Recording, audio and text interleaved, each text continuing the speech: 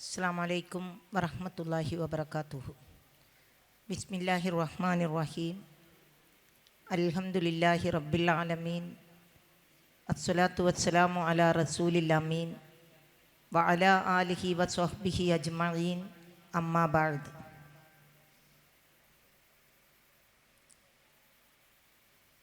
ജാമിയ സലഫിയ വാർഷികത്തോടനുബന്ധിച്ച് നമ്മൾ നടത്തുന്ന ഈ വനിതാ സമ്മേളനത്തിൻ്റെ പ്രിയപ്പെട്ട അധ്യക്ഷ, വേദിയിലെ നമുക്കൊക്കെ ഏറെ പ്രിയപ്പെട്ട MGM സംസ്ഥാന ജനറൽ സെക്രട്ടറി പ്രിയപ്പെട്ട ഷമീമ ടീച്ചർ,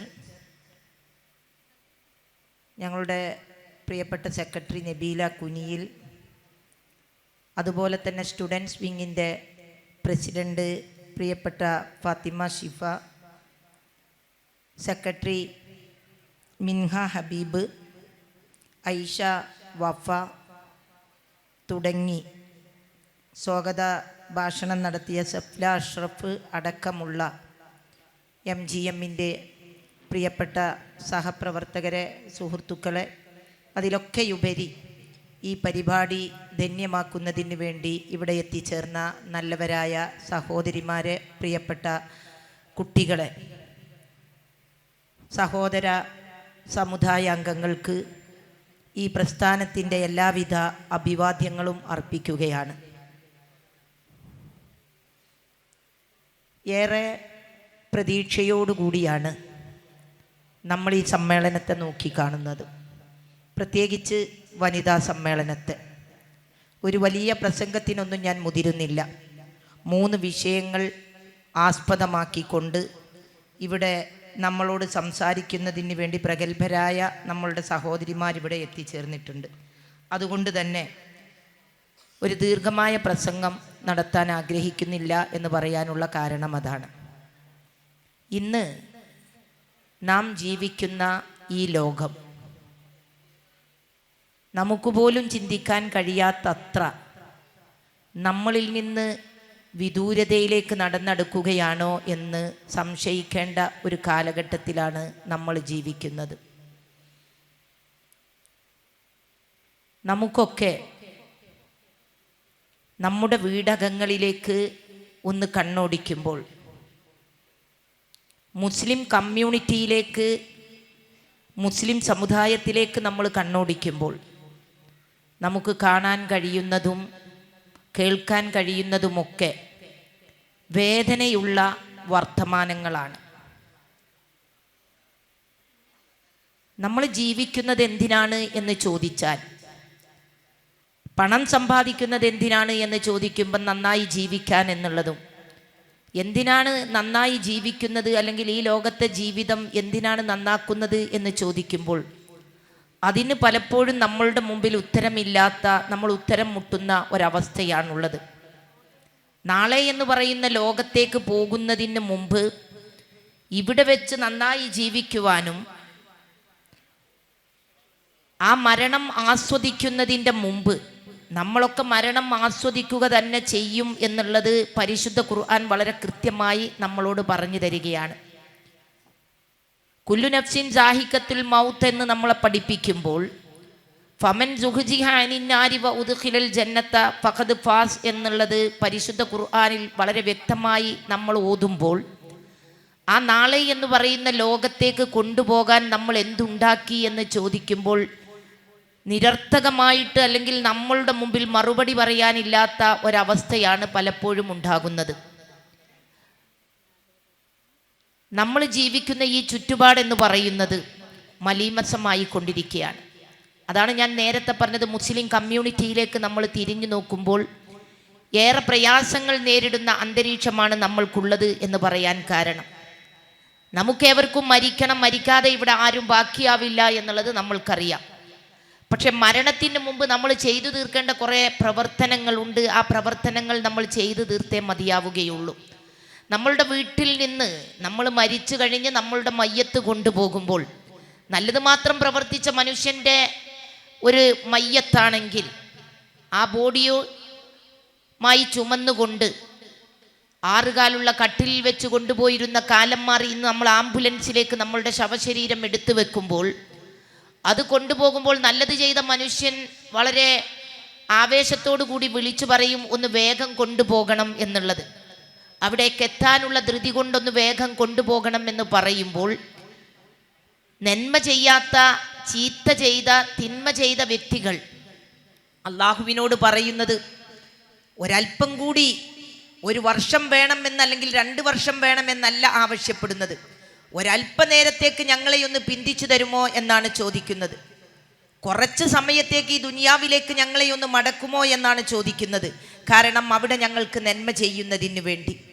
നരകത്തെക്കുറിച്ച് പറയുമ്പോഴും സ്വർഗത്തെക്കുറിച്ച് പറയുമ്പോഴുമൊക്കെ ആവേശത്തോടു കൂടി നമ്മൾ കേട്ടിരിക്കുമ്പം ആ സ്വർഗത്തിലേക്ക് എത്തുന്നതിന് വേണ്ടിയുള്ള പ്രവർത്തനങ്ങൾ നമ്മൾ നന്നാക്കുന്നതിന് വേണ്ടി ജീവിതത്തിൽ എന്ത് ചെയ്തു എന്ന് പറയുമ്പോൾ, ചോദിക്കുമ്പോൾ അവിടെയൊക്കെ ചോദ്യചിഹ്നമായി നമ്മൾ മാറിക്കൊണ്ടിരിക്കുന്നൊരവസ്ഥയിലാണ് ജീവിക്കുന്നത്.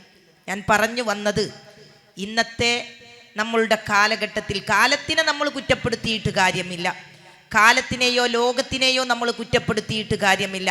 ഈ കാലം തന്നെയാണ് സത്യം എന്ന് പറഞ്ഞുകൊണ്ട് അള്ളാഹു പരിശുദ്ധ ഖുർആനിലൂടെ വളരെ വ്യക്തമായി നമ്മളോട് പറയുകയാണ്, വൽ അസ്ർ ഇന്നൽ ഇൻസാന ലഫീ ഖുസ്ർ ഇല്ലല്ലദീന ആമനു വഅമിലുസ് സ്വാലിഹാത്തി വതവാസൗ ബിൽ ഹഖി വതവാസൗ ബിസ്സബ്ർ എന്ന് പറയുന്നിടത്ത് കാലം തന്നെയാണ് സത്യം എന്ന് പറഞ്ഞുകൊണ്ട് കാലത്തെക്കുറിച്ച് സത്യം ചെയ്തുകൊണ്ട് അള്ളാഹു പറയുകയാണ്, ഇന്നൽ ഇൻസാന ലഫീ ഖുസ്ർ, മനുഷ്യൻ നഷ്ടത്തിലാണ്. ആ മനുഷ്യൻ നഷ്ടത്തിലാണ് എന്ന് പറഞ്ഞുകൊണ്ട് ആ നഷ്ടത്തിലല്ലാത്ത മനുഷ്യരെ കുറിച്ചും അള്ളാഹു വിശദീകരിക്കുന്നുണ്ട്. വല്ലസർ ഇന്നൽ ഇൻസാന ലഫീ ഖുസ്ർ ഇല്ലല്ലദീന ആമനു, ഇല്ലല്ലദീന ആമനു വിശ്വസിച്ചവരൊഴികെ, വഅമിലുസ് സ്വാലിഹാത്ത് നല്ലത് പ്രവർത്തിച്ചവരൊഴികെ, നല്ലത് പ്രവർത്തിക്കുകയും വിശ്വസിച്ചവരും ഒഴികെ ബാക്കി എല്ലാവരും നഷ്ടത്തിലാണ് എന്ന് പറയുകയാണ്. ഇന്ന് നമ്മൾ വളർന്നു വരുന്ന നമ്മളുടെ സമൂഹം, നമ്മളുടെ വീടകങ്ങളിലേക്ക് ഞാൻ നേരത്തെ പറഞ്ഞതുപോലെ നല്ലത് മാത്രം പ്രവർത്തിക്കണമെന്നും വിശ്വാസം നമ്മളുടെ ജീവിതത്തിൽ ഉണ്ടാവണമെന്നും നമ്മൾ പറയുമ്പോൾ, നമ്മളുടെ വീടകങ്ങളിലേക്ക് നമ്മൾ പോയി നോക്കുമ്പോൾ നമ്മളുടെ പെൺകുട്ടികൾ അനുഭവിക്കുന്ന പ്രയാസങ്ങൾ, നമ്മളുടെ പെൺമക്കൾ അനുഭവിക്കുന്ന പ്രയാസങ്ങൾ, എത്രമാത്രം കഷ്ടപ്പാടും എത്രമാത്രം പ്രയാസങ്ങളും സഹിച്ചുകൊണ്ട് നമ്മൾ അവരെ പോറ്റി വളർത്തി വലുതാക്കിയപ്പോൾ, അവരുടെ ജീവിതത്തിൻ്റെ നിഖില മേഖലകളിലേക്ക് നമ്മൾ പ്രവേശിക്കുമ്പോൾ, ഒരു പെൺകുട്ടി ജനിക്കുന്നത് മുതൽ അവൾ വളരുന്നതും വലുതാവുന്നതും അവർ നമ്മളുടെ കൈകളിലൂടെ ഉയരങ്ങളിലേക്ക് എത്തുന്നതും ഒക്കെ നമ്മൾ നോക്കി നിന്ന് അവളുടെ വളർച്ചയുടെ ഓരോ ഘട്ടങ്ങളിലും അവർക്ക് വേണ്ടി നമ്മൾ ത്യാഗം ചെയ്ത്, അവർക്ക് വേണ്ടി നമ്മൾ പ്രാർത്ഥിച്ച് അവർ വലുതായി വളർന്ന് പന്തലിച്ചവർ വരുമ്പോൾ, അവരെ മറ്റൊരു പുരുഷന്റെ കയ്യിലേക്ക് വിവാഹം ചെയ്ത് കൊടുക്കുമ്പോൾ, ഇന്ന് നമ്മളുടെ സമൂഹത്തിലേക്ക്, സമുദായത്തിലേക്ക് നമ്മൾ നോക്കുമ്പോൾ മുസ്ലിം പെൺകുട്ടികളുടെ ആത്മഹത്യ വർദ്ധിച്ചു വരുന്നതായിട്ടാണ് നമ്മൾക്ക് കാണാൻ കഴിയുന്നത്. മുസ്ലിം പെൺകുട്ടികൾ ആത്മഹത്യയുടെ വക്കിലേക്ക് നീങ്ങിപ്പോവുകയാണ്. എന്താണ് ആത്മഹത്യ ചെയ്യാനുള്ള കാരണം എന്ന് നമ്മൾക്ക് പോലും പരിശോധിച്ചിട്ട് മനസ്സിലാകാത്ത തരത്തിൽ പലപ്പോഴും പെൺകുട്ടികൾ എഴുതി വെക്കുന്നത്.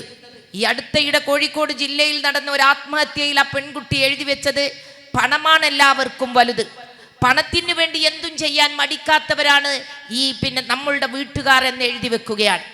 മറ്റൊരു പെൺകുട്ടി തൊട്ടടുത്ത വളാഞ്ചേരിയിൽ ഒരു പെൺകുട്ടി കുറച്ച് ദിവസങ്ങൾക്ക് മുമ്പ് മരിച്ചപ്പോൾ ഭയവിഹ്വലയായി റോഡിന്റെ വക്കിൽ ഗേറ്റിന് പുറത്ത് നിൽക്കുന്ന പെൺകുട്ടിയെ കണ്ടപ്പോൾ അസമയത്ത് ആ പെൺകുട്ടിയോട് എന്ത് ചോദിക്കും എന്ന് പോലും അറിയാതെ, അസമയത്ത് പേടിച്ച് ഭയവിഹ്വലയായി നിൽക്കുന്ന ഒരു പെൺകുട്ടിയുടെ മുമ്പിൽ പോയി എന്തേ ഇവിടെ നിൽക്കുന്നത് എന്ന് ചോദിച്ചാൽ അത് നാളെ ഞങ്ങളുടെ മേലേക്ക് എന്തെങ്കിലും പ്രശ്നങ്ങളാവുമോ എന്ന് വിചാരിച്ച് വണ്ടി വിട്ടു പോയിട്ട് പിറ്റേ ദിവസം കേൾക്കുന്ന വാർത്ത ആ പെൺകുട്ടി ജനലിൽ തൂങ്ങി ആത്മഹത്യ ചെയ്തു എന്നുള്ളതാണ്. ആ പെൺകുട്ടിയും പറയുന്നത്, ഭർത്താവിൻ്റെ വീട്ടുകാർ ഒരുപാട് പ്രാവശ്യമായി പോയി ചത്തോ എന്ന് പറയുകയും പോരാത്തതിന് മരിച്ചാൽ ഒരു നഷ്ടവുമില്ല എന്ന് പറഞ്ഞുകൊണ്ട്, നീ മരിച്ചാൽ ഞങ്ങൾക്കൊരു നഷ്ടവുമില്ല എന്ന് പറഞ്ഞുകൊണ്ട് മരിക്കാൻ പ്രേരിപ്പിക്കുകയും ചെയ്യുന്ന കുടുംബങ്ങളാണ് എൻ്റെയും നിങ്ങളുടെയും ഒക്കെ വീടുകളിൽ അധികവും ഉണ്ടാവുന്നത് എന്ന് പറയുമ്പോൾ, ഇതൊറ്റപ്പെട്ട സംഭവമല്ല, ഏതെങ്കിലും ഒരു വീട്ടിൽ മാത്രം ഒതുങ്ങി നിൽക്കുന്നതല്ല. നമ്മളുടെ ഇന്നത്തെ സമൂഹത്തിലേക്ക് നമ്മൾ കണ്ണോടിക്കുമ്പോൾ നമ്മൾ കണ്ടുകൊണ്ടിരിക്കുന്ന വലിയൊരു യാഥാർത്ഥ്യമാണിത്. ഒരു പെൺകുട്ടിയെ ഞാൻ നേരത്തെ പറഞ്ഞു, അവരെ വളർത്താൻ വലുതാക്കാൻ നമ്മൾ പെടുന്ന പാട്. ഒരു പുരുഷന്റെ കയ്യിലേൽപ്പിക്കുമ്പോൾ നമ്മൾ സന്തോഷത്തോടു കൂടി നമ്മൾ ആ കുടുംബത്തെ നോക്കിക്കാണുമ്പോൾ, ദിവസങ്ങൾ കഴിയുമ്പോൾ, മാസങ്ങൾ കഴിയുമ്പോൾ, വർഷങ്ങൾ കഴിയുമ്പോൾ നമ്മളെ വേണ്ടാത്ത, അല്ലെങ്കിൽ നമ്മളുടെ പെൺമക്കളെ വേണ്ടാതെ അവർക്ക് വേണ്ട എന്ന് നമ്മൾക്ക് തോന്നുകയാണെങ്കിൽ നമ്മളുടെ പെൺകുട്ടികൾക്ക് തിരിച്ചു പോരാനുള്ള ഒരുപാട് മാർഗങ്ങൾ നമ്മളുടെ മുമ്പിലുണ്ട്. ഈ പെൺകുട്ടികൾക്ക്, അല്ലെങ്കിൽ നമ്മളുടെ പെണ്ണുങ്ങൾ, നമ്മളുടെ സ്ത്രീകൾക്ക് ഇത്രമാത്രം സ്വാതന്ത്ര്യം നൽകിയ മതം വേറെ ഒന്നിലും നമ്മൾക്ക് കാണാൻ കഴിയില്ല. ഇസ്ലാം മതം അത്രമാത്രം നമ്മളുടെ പെൺകുട്ടികൾക്ക് സ്വാതന്ത്ര്യം നൽകിയിരിക്കുന്നു എന്നുള്ളത് നമ്മൾക്കറിയാം. എഴുത്തും വായനയും അറിയാത്ത ഒരു കാലഘട്ടത്തിൽ, ആടുകളെ മേച്ചുകൊണ്ട് കുന്നിൻ മുകളിലൂടെ നടന്നിരുന്ന ഒരു കാലഘട്ടത്തിൽ, അവർക്ക് സ്ത്രീ എന്ന് പറയുന്നത് ഒന്നുമല്ലാതിരുന്ന ഒരു കാലഘട്ടത്തിൽ ഉമർ റളിയല്ലാഹു അൻഹു പറയുന്നത് സ്ത്രീകളെ ഞങ്ങൾ പരിഗണിച്ചിരുന്നേ ഇല്ല എന്നുള്ളതാണ്. കാരണം ആ സ്ത്രീകൾക്ക് ഞങ്ങൾ ഒരു വിലയും കൽപ്പിക്കാത്ത കാലഘട്ടമായിരുന്നു ഇസ്ലാമിന് മുമ്പുള്ളത് എന്നുള്ളതാണ്. ആ സ്ത്രീക്കൊരു വിലയും കൽപ്പിക്കാത്തത് എന്തുകൊണ്ട് എന്നവരോട് ചോദിക്കുമ്പോൾ ആ ചോദ്യത്തിന് അവർ പറയുന്ന മറുപടി സ്ത്രീയെ കൊണ്ടൊരു ഉപകാരവുമില്ല എന്നുള്ളതാണ്. ആ സ്ത്രീയെ കൊണ്ട് എന്ത് ഉപകാരമാണുള്ളത്? ഒരു സമൂഹത്തിൽ അവരിറങ്ങിയിട്ട് പ്രവർത്തിച്ചിട്ട് ഒരു യുദ്ധത്തിന് നേതൃത്വം കൊടുക്കാൻ അവർക്കാവില്ല. അതുപോലെ തന്നെ നമ്മളുടെ കുടുംബത്തിന് അവരെ കൊണ്ട് വലിയ വരുമാനമൊന്നും ഉണ്ടാക്കാൻ കഴിയുന്നില്ല. പിന്നെ സ്ത്രീയെ എന്തിന് ഞങ്ങൾ വളർത്തണം എന്ന് ചോദിച്ചിരുന്നൊരു കാലഘട്ടത്തിൽ നിന്ന് പാടില്ല എന്ന് പറഞ്ഞുകൊണ്ട് സ്ത്രീകളെ കുഴിച്ചു മൂടിയിരുന്നൊരു കാലഘട്ടത്തിൽ അത് തെറ്റാണ് എന്ന് പഠിപ്പിച്ചു കൊടുത്തുകൊണ്ട് وإذا بشر أحدهم بالأنثى ظل وجهه مسودا وهو كظيم يتوارى من القوم من سوء ما بشر به أيمسكه على هون أم يدسه في التراب ألا ساء ما يحكمون എന്ന് പറയുന്ന പരിശുദ്ധ ഖുർആനിന്റെ വചനം നമ്മളുടെ മുമ്പിലുണ്ട്. വിശദീകരിക്കേണ്ട ആവശ്യമില്ല. ഒരു പെൺകുട്ടി ജനിച്ചു എന്നുള്ള സന്തോഷ വാർത്തയാണ് അറിയിക്കുന്നത്. അത് അറിയിച്ചിട്ട് പോകലും അവരുടെ മുഖം കറുത്തിരുണ്ടു പോവുകയാണ്. അതിനെ മണ്ണിൽ കുഴിച്ചു മൂടണമോ അതോ ജീവനോടെ നിലനിർത്തണമോ എന്ന് അവർ ആലോചിക്കുകയാണ്. അവർ ചിന്തിക്കുന്നത് എത്രമാത്രം ചീത്ത എന്ന് പരിശുദ്ധ ഖുർആൻ പറയുകയാണ്. അങ്ങനെയുള്ള ഒരു കാലഘട്ടത്തിൽ നിന്ന് നിങ്ങൾ ജീവിക്കണം, വളരണം എന്ന് പറഞ്ഞുകൊണ്ട് 14 നൂറ്റാണ്ടുകൾക്ക് മുമ്പ് ജീവിക്കാനുള്ള സ്വാതന്ത്ര്യം നമ്മൾക്കുണ്ടാക്കി തന്നു. ജീവിക്കാനുള്ള സ്വാതന്ത്ര്യം നമ്മൾക്കുണ്ടാക്കി തന്നു. വിവാഹം കഴിക്കാനുള്ള സ്വാതന്ത്ര്യം ഉണ്ടാക്കി തന്നു. വിവാഹമോചനം നടത്താനുള്ള സ്വാതന്ത്ര്യം ഉണ്ടാക്കി തന്നു. നമ്മൾക്ക് സ്വത്തവകാശം നൽകി, നമ്മൾക്ക് അനന്തരാവകാശം നൽകി. അതോടൊപ്പം തന്നെ നമ്മൾക്ക് നമ്മൾക്ക് സ്വത്തവകാശത്തോടൊപ്പം തന്നെ വിവാഹമോചനത്തോടൊപ്പം തന്നെ ജീവനാംശവും നമ്മൾക്ക് നൽകിക്കൊണ്ട് നമ്മളെ ഉയർത്തിക്കൊണ്ടുവന്ന ഒരു മതം ആണ് ഇസ്ലാം മതം എന്ന് പറയുന്നത്. അവിടെയാണ് അതിൻ്റെ യാഥാർത്ഥ്യങ്ങളെ ഉൾക്കൊള്ളാൻ നമ്മൾക്ക് കഴിയാതെ, ജീവിതത്തിൽ അതിൻ്റെ യാഥാർത്ഥ്യങ്ങളെ ഉൾക്കൊണ്ടുകൊണ്ട് മുന്നോട്ട് പോകാൻ നമ്മൾക്ക് കഴിയാതെ നമ്മൾ ഭീരുക്കളായിട്ട് ആത്മഹത്യയിലേക്ക് നമ്മൾ ചെന്നടുക്കുന്നത്. ഒരു സ്ത്രീക്ക്, ഒരു പുരുഷന് വിവാഹം മോചനം നടത്തുന്നതിന് ഒരുപാട് നിയമങ്ങൾ ഇസ്ലാം മതം കർക്കശമാക്കിയിട്ടുണ്ട്. ഒരു സ്ത്രീക്ക് വിവാഹമോചനം നടത്തണമെങ്കിൽ ഒരു വിധത്തിലും അവളുടെ മേൽ ഒരു പ്രേരണയും ഇല്ലാതെ അവൾക്ക് വിവാഹമോചനം നടത്താം. അള്ളാഹുവിന്റെ പ്രവാചകന്റെ മുമ്പിലേക്ക് ഒരു സ്ത്രീ കടന്നു ചെല്ലുകയാണ്, ഒരു പെൺകുട്ടി കടന്നു ചെല്ലുകയാണ്. ആ പെൺകുട്ടി അള്ളാഹുവിന്റെ റസൂലിനോട് പറയുന്നത്, എൻ്റെ ഉപ്പ എന്നെ എൻ്റെ എളാപ്പയുടെ മകനെ കൊണ്ട് കല്യാണം കഴിപ്പിച്ചിരിക്കുന്നു, എനിക്ക് ആ ബന്ധം ഇഷ്ടമില്ല എന്ന് പറയുകയാണ്. എനിക്ക് ആ ബന്ധം ഇഷ്ടമില്ല. നിനക്ക് ഇഷ്ടമില്ലേ എന്ന് വീണ്ടും ചോദിക്കുകയാണ് അള്ളാഹുവിന്റെ പ്രവാചകൻ. അള്ളാഹുവിന്റെ പ്രവാചകനോട് പറഞ്ഞു കൊടുക്കുക, എനിക്ക് ഇഷ്ടമില്ലാത്ത വിവാഹമാണ് എൻ്റെ പ്രിയപ്പെട്ട ഉപ്പ നൽകിയിരിക്കുന്നത്, അതുകൊണ്ട് അയാളോടൊപ്പം ജീവിക്കാൻ ഞാൻ താല്പര്യം കാണിക്കുന്നില്ല. പ്രവാചകൻ, നിനക്ക് താല്പര്യമില്ലാത്തൊരു വിവാഹബന്ധവുമായി നീ മുന്നോട്ട് പോകേണ്ടതില്ല എന്ന് പറഞ്ഞു കൊടുക്കുകയാണ്.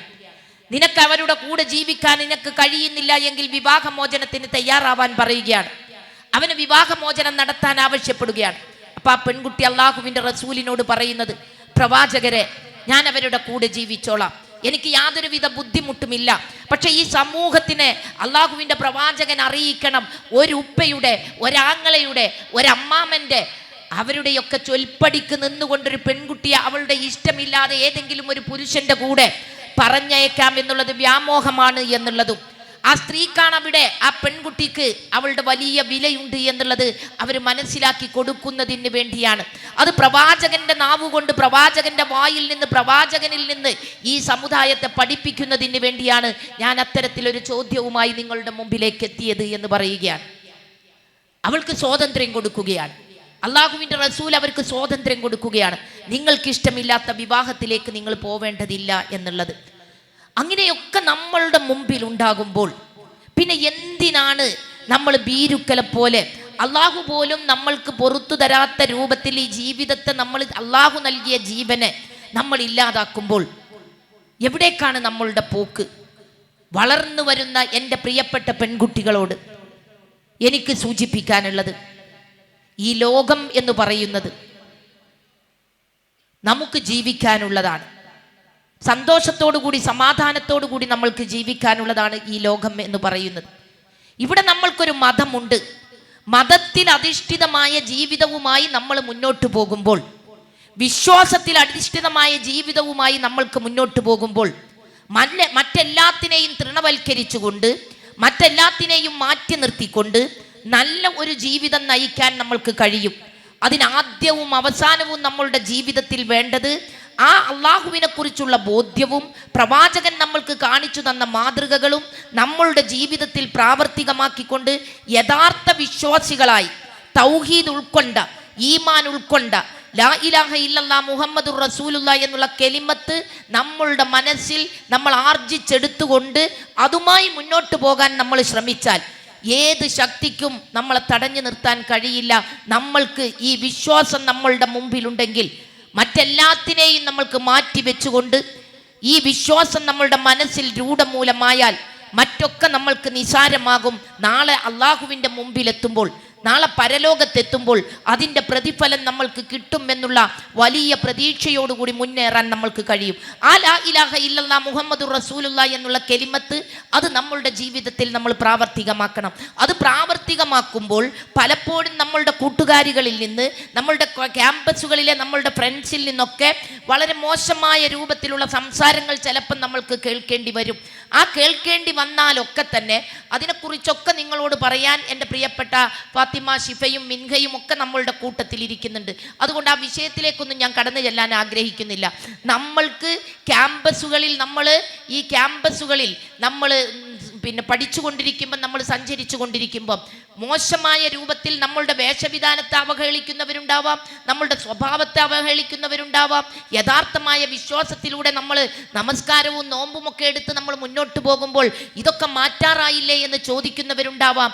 അതൊക്കെ ഉണ്ടാകുമ്പോഴും ഇതിനേക്കാൾ വലിയ കഠിനമായ വേദനകളും കഠിനമായ ശിക്ഷകളുമൊക്കെ ഏറ്റുവാങ്ങിയിരുന്ന ഒരു സമൂഹം ഉണ്ടായിരുന്നു മക്കയിൽ. പ്രവാചകൻ മാത്രമല്ല, പ്രവാചകന്റെ അനുയായികളും അത്തരത്തിലുള്ള ഒരുപാട് പീഡനങ്ങൾ ഏറ്റുവാങ്ങിയിട്ടാണ് അവരൊക്കെ തന്നെ ഈ ഇസ്ലാമിൽ അവർ വിശ്വസിക്കുകയും ആ ഇസ്ലാമിലൂടെ ജീവിക്കുകയും മരിക്കുകയും ഒക്കെ ചെയ്തത്. അവരൊക്കെ പോയ സ്വർഗത്തിലേക്ക് നമ്മൾക്ക് പോകണം. അവരൊക്കെ പ്രവേശിച്ച സ്വർഗത്തിൽ നമ്മൾക്ക് പ്രവേശിക്കണം. ആ സ്വർഗത്തിൽ നമ്മൾ പ്രവേശിക്കണമെങ്കിൽ ജീവിതം നമ്മൾ നന്നാക്കണം. ആ ജീവിതം നമ്മൾ നന്നാക്കണമെങ്കിൽ വിശ്വാസം, തൗഹീദ് നമ്മളുടെ ജീവിതത്തിൽ ഉണ്ടാവണം. ആ ലാ ഇലാഹ ഇല്ലല്ലാഹ് മുഹമ്മദുർ റസൂലുള്ളാഹി എന്നുള്ള കെലിമത്ത് നമ്മളുടെ ജീവിതത്തിൽ മുറുകെ പിടിച്ചുകൊണ്ട് മുന്നോട്ട് പോകാൻ നമ്മൾക്ക് കഴിയണം. അതായിരിക്കട്ടെ നമ്മളുടെ ഈ ഒത്തുചേരലിൻ്റെയൊക്കെ വലിയ സന്ദേശം, വലിയ ലക്ഷ്യം എന്നുള്ളത് നമ്മൾ ഓരോരുത്തരും മനസ്സിലാക്കിക്കൊണ്ട് കഴിഞ്ഞ കാലഘട്ടത്തിലെ ഓരോ ചരിത്ര സംഭവങ്ങളും ഓർമ്മിച്ചെടുത്ത് അവരനുഭവിച്ച ത്യാഗങ്ങൾ എന്തിനു വേണ്ടിയായിരുന്നു എന്നുള്ളത് നമ്മളുടെ മനസ്സിൽ നമ്മളൊന്ന് ഒരാവർത്തി നമ്മൾ വായിച്ചു നോക്കുമ്പം സുമയ്യ ബീവിയുടെയും ഖബ്ബാബ് റളിയല്ലാഹു അൻഹുവിൻ്റെയും ഉമർ ബിൻ ഖത്താബ് റളിയല്ലാഹു അൻഹുവിൻ്റെയും ബിലാൽ ബിൻ റബാഹ് റളിയല്ലാഹു അൻഹുവിൻ്റെയും ഒക്കെ നീറുന്ന ചരിത്രങ്ങൾ നമ്മളുടെ ഒപ്പമുണ്ട്. ആ ചരിത്രത്തിലേക്കൊക്കെ ഒരു പുനർവായനയ്ക്ക് വേണ്ടി വിനിയോഗപ്പെടുത്തിക്കൊണ്ട് അവരൊക്കെ അനുഭവിച്ച ത്യാഗങ്ങളെക്കുറിച്ച് പഠിച്ചുകൊണ്ട് ആ ത്യാഗത്തിൻ്റെ ഏഴയലത്ത് പോലും നമ്മൾ എത്തുന്നില്ല എന്നുള്ളതും നമ്മൾക്ക് അവർക്ക് ലഭ്യമായ സ്വർഗം ലഭ്യമാവാൻ നമ്മളിനി എന്ത് ചെയ്യണം എന്നുള്ളതും നമ്മളുടെ മനസ്സിലിട്ടൊന്ന് പരിശോധിച്ച് ഒരാത്മപരിശോധനയ്ക്ക് വിധേയമാക്കി നമ്മളുടെ ജീവിതം നന്നാക്കിക്കൊണ്ട് മുന്നോട്ട് പോകാൻ നമ്മൾക്ക് കഴിയണം. അത് ഞാൻ നേരത്തെ സൂചിപ്പിച്ചതുപോലെ നമ്മളുടെ ജീവിതത്തിൻ്റെ വലിയ ലക്ഷ്യം എന്ന് പറയുന്നത് നാളെ എന്ന് പറയുന്ന ലോകമാണ്. ആ ലോകത്തിലേക്ക് എത്തുന്നതിന് മുമ്പ് നമ്മൾക്ക് ഇവിടുന്ന് ചെയ്യാൻ കഴിയുന്ന എല്ലാ നല്ല പ്രവർത്തനങ്ങളും ചെയ്തുകൊണ്ട്, നല്ലത് മാത്രം ചെയ്തുകൊണ്ട് മുന്നോട്ട് പോകാൻ നമ്മൾക്ക് കഴിയണം. അത് പഠിക്കാനും അത് പഠിപ്പിക്കാനും വേണ്ടി നമ്മൾ ഉപയോഗപ്പെടുത്തുന്ന ഈ വേദികളൊക്കെ തന്നെ, ഇത്തരത്തിലുള്ള വേദികളൊക്കെ തന്നെ നിങ്ങൾ ഉപയോഗപ്പെടുത്തണം. നന്നായി വളരണം. ഞങ്ങൾക്ക് കൺകുളിർമയുള്ള മക്കളായി നിങ്ങൾ മാറണം. ഉമ്മമാരും നമ്മളുടെ മക്കളെ വളർത്തുന്നിടത്ത് വളരെ ശ്രദ്ധാപൂർവം അവരെ താലോലിച്ചുകൊണ്ടും അവരെ സ്നേഹിച്ചുകൊണ്ടും അവരോട് സ്നേഹം പ്രകടിപ്പിച്ചുകൊണ്ടും മുന്നോട്ട് പോകാൻ നമ്മൾക്കും കഴിയണം. പടച്ച തമ്പുരാൻ അനുഗ്രഹിക്കട്ടെ എന്ന് ആത്മാർത്ഥമായി ആഗ്രഹിച്ച് പ്രാർത്ഥിച്ച് നല്ലത് മാത്രം എല്ലാവർക്കും നേർന്നുകൊണ്ട് നിങ്ങളുടെയൊക്കെ നിറഞ്ഞ മനസ്സിൻ്റെ സാന്നിധ്യത്തിൽ ബിസ്മില്ലാഹിർ റഹ്മാനിർ റഹ്മാനിർ റഹീം എന്ന് ഉച്ചരിച്ച് അള്ളാഹുവിൻ്റെ നാമത്തിൽ ഈ വലിയ സമ്മേളനത്തിൻ്റെ ഔപചാരികമായ ഉദ്ഘാടന കർമ്മം നിർവഹിച്ചതായി അറിയിച്ച് ഞാൻ എൻ്റെ വാക്കുകൾ ഉപസംഹരിക്കുന്നു. അസ്സലാമു അലൈക്കും വറഹ്മത്തുള്ളാഹി വബറകാതുഹു.